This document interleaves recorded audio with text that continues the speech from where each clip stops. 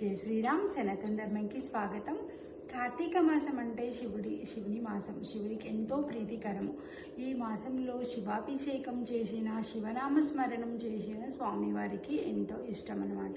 ఈ మాసంలో మనము స్వామివారికి పంచామృతములతో అభిషేకం చేయకుండా జస్ట్ ఒక చెంబడి నీరు తీసుకొని శివాభిషేకం చేసిన శివయ్య ఎంతో పులకించిపోతారు.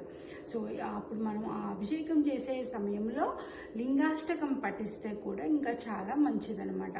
ఆ లింగాష్టకం ఏమిటంటే బ్రహ్మమురారి సురార్చిత లింగం నిర్మల భాషిత శోభిత లింగం జన్మజ దుఃఖ వినాశకలింగం తత్ప్రణమామి సదా శివలింగం కుంకుమ చందన లేపితలింగం పంకజార సుశోభితలింగం దక్షసుయజ్ఞ వినాశకలింగం తత్ప్రణమామి సదా శివలింగం.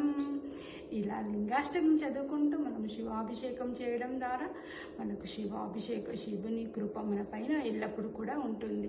హర మహాదేవ, శంభో శంకర. కార్తీక మాసం అంటే దేవతలకే ప్రియమైన మాసం. ఈ నెలలో శివుడు, విష్ణువు ఇద్దరు భూమిపై భక్తులకు చేరువగా ఉంటారని పురాణాలు చెబుతున్నాయి.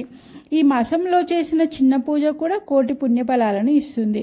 కార్తీక దీపం వెలిగించడం, నదీ స్నానం, ఉపవాసం, తులసి పూజ ఇవన్నీ మన పాపాలను తొలగించి మోక్షానికి దారి చూపుతాయి.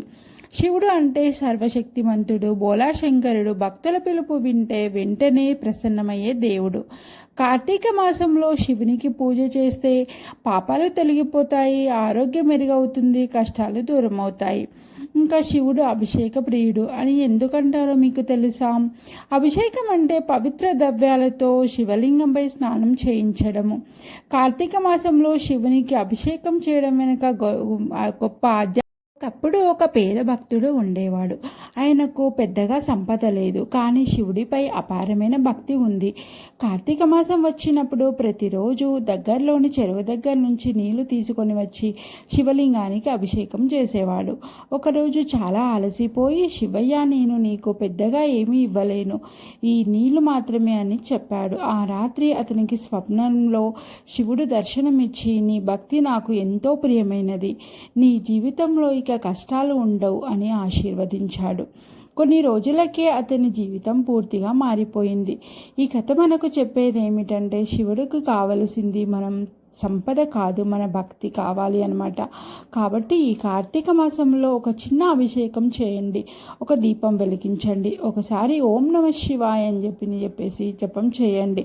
మీ జీవితంలో మార్పు మీద గమనిస్తారు. ఇంకా ఈ వీడియో మీకు నచ్చితే లైక్ చేయండి, కమెంట్ చేయండి. కమెంట్లో ఓం నమః శివాయ అని చెప్పేసి టైప్ చేయండి. ఇంకా ఇలాంటి భక్తి వీడియోల కోసం నా ఛానల్ అయితే సబ్స్క్రైబ్ చేయండి. మన పురాణాల్లో ఒక గొప్ప విషయం చెప్పబడింది. కార్తీక మాసం సమయంలో శివుడు జాగృతి స్థితిలో ఉంటాడని అంటారు. అంటే ఈ కాలంలో మనం చేసే ప్రతి పూజ సాధారణం కంటే 1000 రెట్లు ఫలితం ఇస్తుంది. ముఖ్యంగా సోమవారం రోజులో చేసిన శివాభిషేకం, ప్రదోషకాలంలో చేసిన పూజ ఇవి మన జీవితంలోని దోషాలను పూర్తిగా తొలగిస్తాయి. అందుకే పెద్దలు చెబుతారు, కార్తీక మాసం వృధా చేసుకోకు అని. అభిషేకంలో గుప్త శక్తి. శివలింగం అంటే కేవలం రాయి కాదు, అది విశ్వశక్తి యొక్క ప్రతీక. మన శరీరంలో ఉన్న నెగిటివిటీ ఎనర్జీని తొలగించి శక్తి ఉందన్నమాట. మీరు గమనించారా? అభిషేకం చేస్తున్నప్పుడు మనసును శాంతి కలుగుతుంది. ఇంకా అది నీరు మన మీద పడితే ఒక తేలికగా అనిపిస్తుంది.